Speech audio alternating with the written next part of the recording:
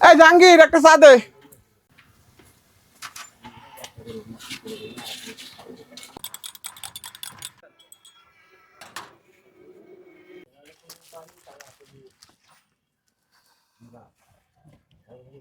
গতকালকেও চার দাম দিস নাই, এর আগের কিছু টাকা পাওয়া যায়। এই কি হয়েছে? এলাকা ছেড়ে চলে গেছি নাকি? হ্যাঁ, ওই মনে করা দিলাম। তোর দোকানে চা খাতে না আসলে আমার কি কোনো ক্ষতি আছে নাকি রে? না মানে বুঝিস তো, মনে করা দিলাম। আলিম যে তোর দোকান ভাঙতে চাইছিল সেটা কি তোর মনে আছে নাকি রে? কেন যে ভাঙতে চাইছিল? তোর এই স্বভাবের কারণে। আমার দোকান ভাঙতে হলে আলিমের আরেকবার জন্ম নিয়ে লাগবে। আরে শোন, আমি স্বাধীন যদি একদিন কোটিপতি হতে পারি এটা তুই ভাবতে পারিস? আল্লাহর কাছে দুই হাত তুলে দোয়া করি তুই হাজার হাজার কোটি টাকার মালিক হ। তোর রাজপ্রাসাদ হোক আর রাজবউ হোক, তুই তার আগে আমার পাওনা টাকাটা দিয়ে দিবি।